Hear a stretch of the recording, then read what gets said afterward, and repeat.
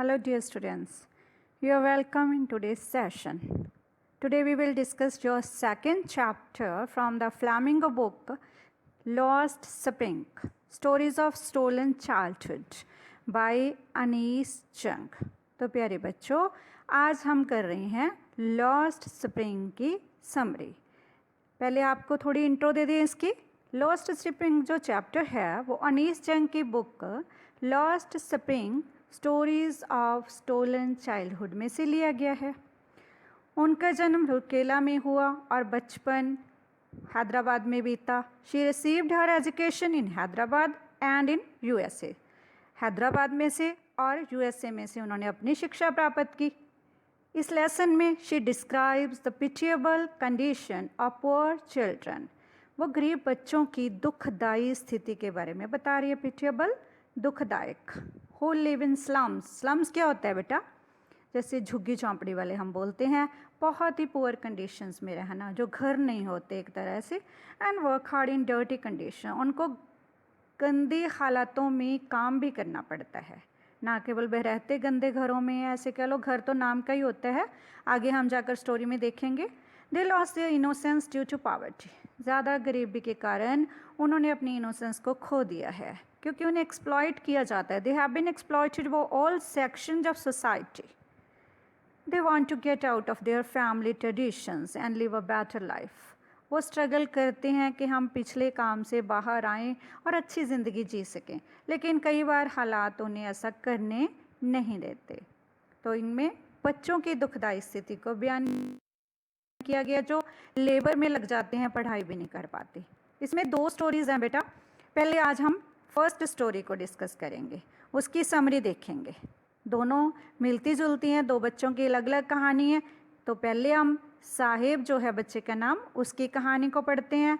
Sometimes I find a rupee in the garbage. कई बार मुझे garbage में से 1 रुपये भी मिल जाता है। देखो कितनी पिटिएबल कंडीशन है। 1 रुपया जिसकी हम कोई वैल्यू नहीं समझते, उसको कूड़े के ढेर में से मिलना उसके लिए प्राप्ति होती है। गार्बेज क्या होता है? कूड़े का ढेर। तो चलते हैं समरी की तरफ। The writer sees a boy named Sahib every morning in her neighbourhood. तो अपने पड़ोस में वो एक लड़के को देखती है जिसका नाम है Sahib. He is a rag picker. Rag picker क्या होता है बेटा?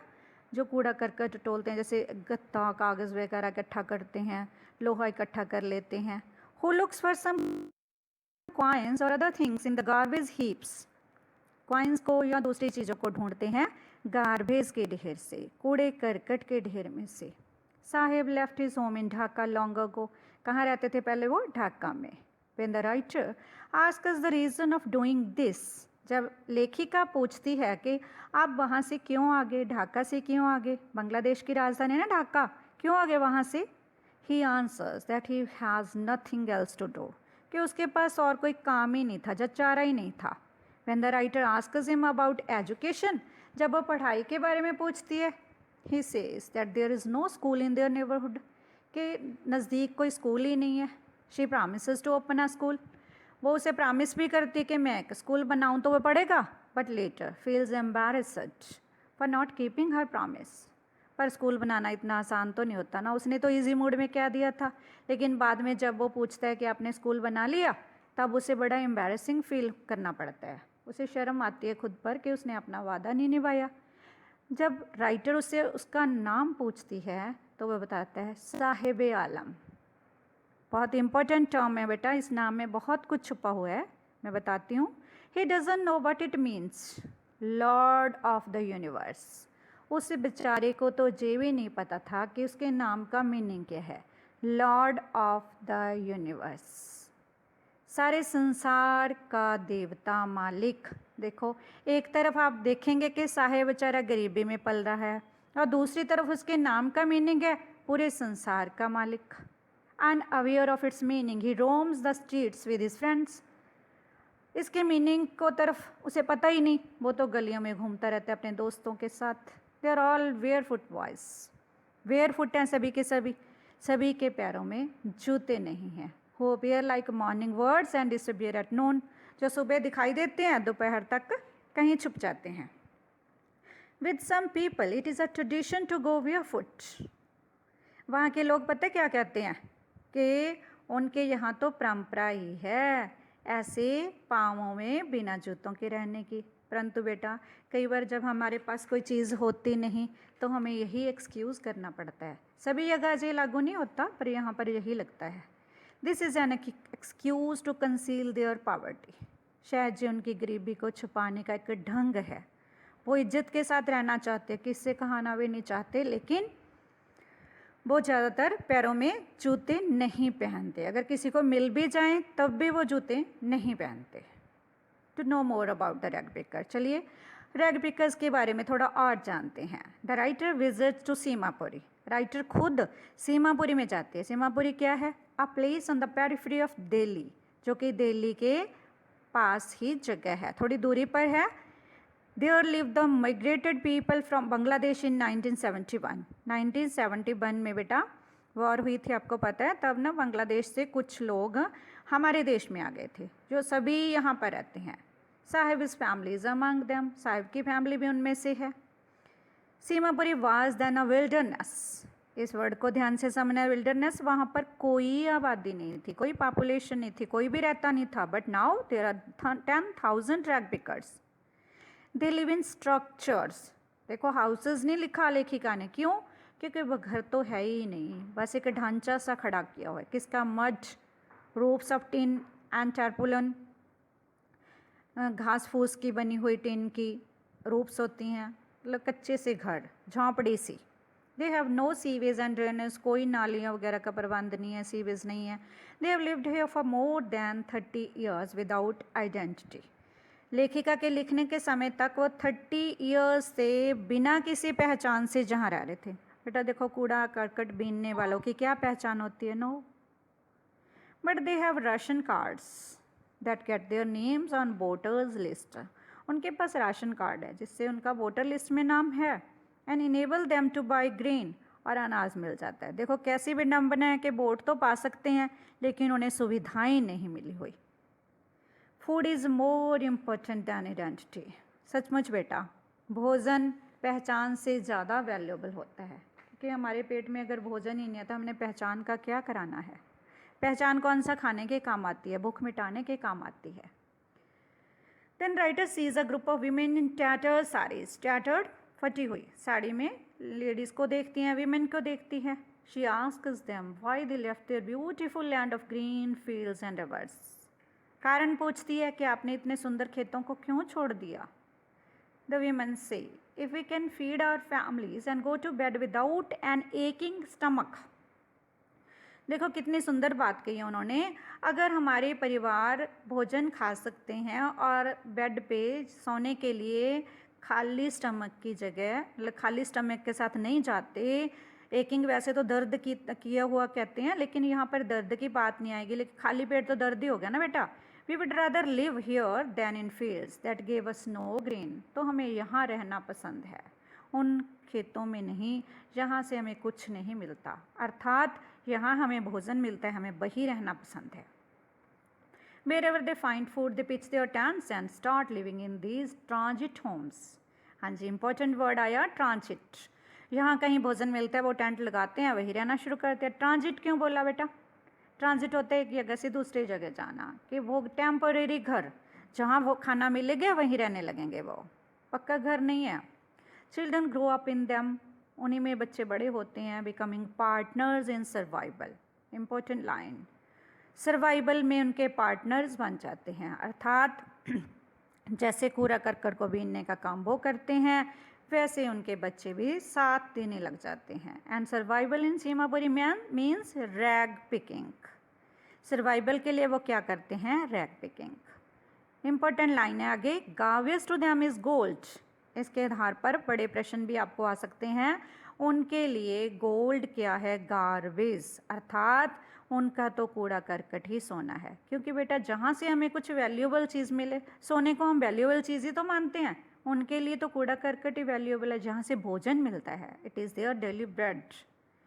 It gives them a roof over their heads even if it is a leaking roof. उनको छत तो मिल रही है ना, चाहे वो लीक ही क्यों ना कर रही हो।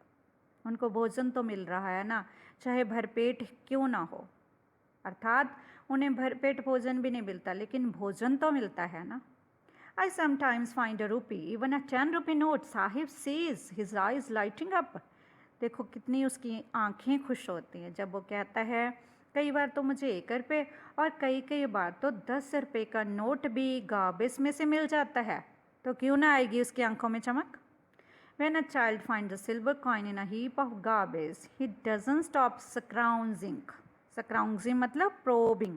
Probing means searching. जब हमें कूड़ा करकट के ढेर में से पैसे मिलते हैं तो क्यों नहीं ढूंढेंगे। For there is hope of finding more. उन्हें लगता है शायद कुछ और मिल जाए। For children, garbage has a meaning different from what it means to their parents. Garbage का बच्चों के लिए मतलब थोड़ा अलग है, पेरेंट्स के लिए अलग। देखिए कैसे। For them it is a wonder. बच्चों के लिए तो वो वंडर है, मैजिकल, कि कुछ ना कुछ मिलेगा, हैरानी होती है उन्हें, कुछ होने वाला है, कुछ मिलने वाला है। बट फॉर एल्डर्स, पर बड़ों के लिए it is a means of survival. उनके लिए तो ज़िंदा रहने का साधन, उनकी रोज़ी रोटी का साधन, भोजन का साधन। बच्चे जो ना बेटा हर चीज़ में आनंद ढूंढते हैं, तो उसे जहाँ पर भी आनंद मिलता है। One morning in winter, the writer sees Sahib standing by the gate of a club, watching two young men dressed in white, playing tennis. एक सुबह राइटर क्या देखती है कि साहिब एक क्लब के गेट के पास खड़ा है और देख रहा है दो यंग मैन को, दो नौजवानों को जिन्होंने वाइट ड्रेस पहनी हुई है, वो क्या खेल रहे हैं, टेनिस। अर्थात उसे भी तो अच्छा लगता है ना टेनिस प्ले करना। तो क्या कहता है वो, आई लाइक द गेम, मुझे ये गेम पसंद है।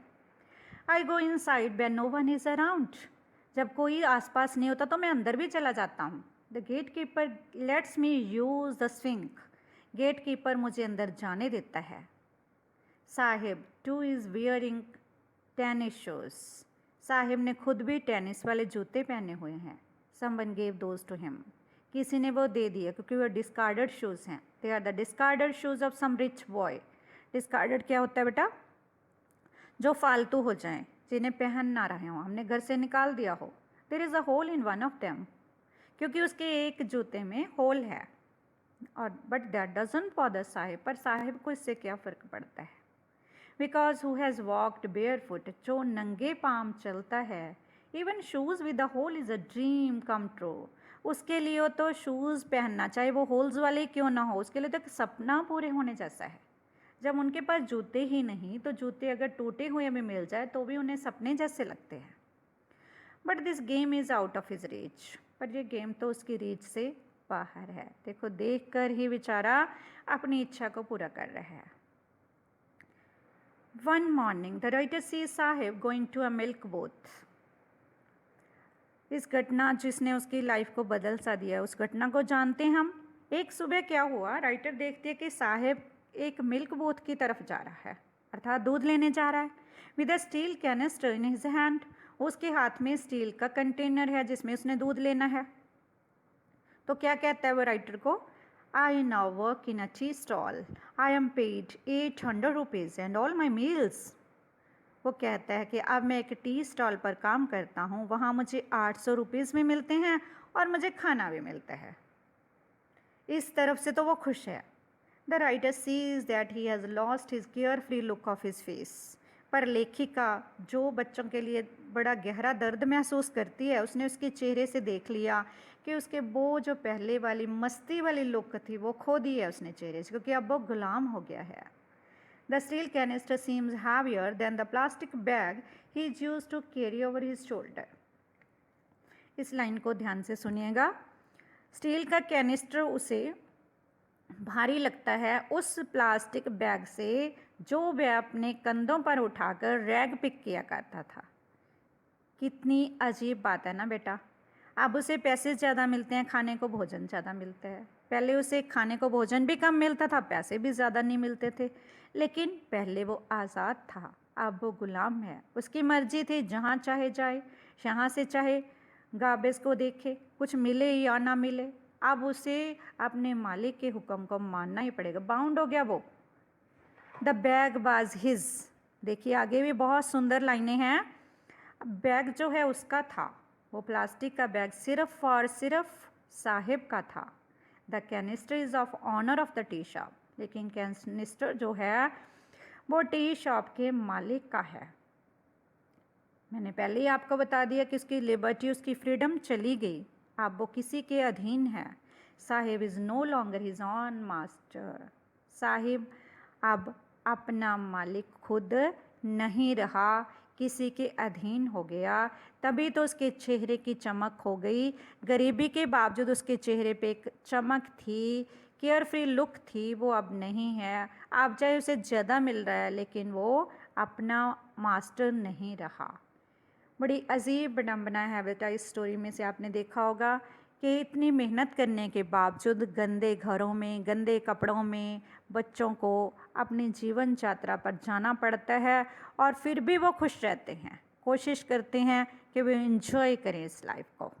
तो ये एक स्टायर है, एक व्यंग है सारी सोसाइटी पर भी, जिसमें कि गरीब बच्चों को खाने को भोजन तक नहीं मिलता, जहाँ जब तक कि हम इतना सारा भोजन व्यर्थ गंवा देते हैं। यही लेखिका ने हमें मैसेज देना चाहा है। तो ये थी समरी द लॉस्ट स्प्रिंग की फर्स्ट स्टोरी की, sometimes I find a rupee in the garbage, जो साहिब की कहानी है। इसे ध्यान से सुनिएगा, क्योंकि फिर हम दूसरी स्टोरी करेंगे। उन दोनों को हमने एक दूसरे से मिलाना नहीं है, समझना है। मेरे ख्याल में आप इंटेलिजेंट बच्चे हो, सब समझ गए। ओके बेटा, thank you, take care, have a nice day.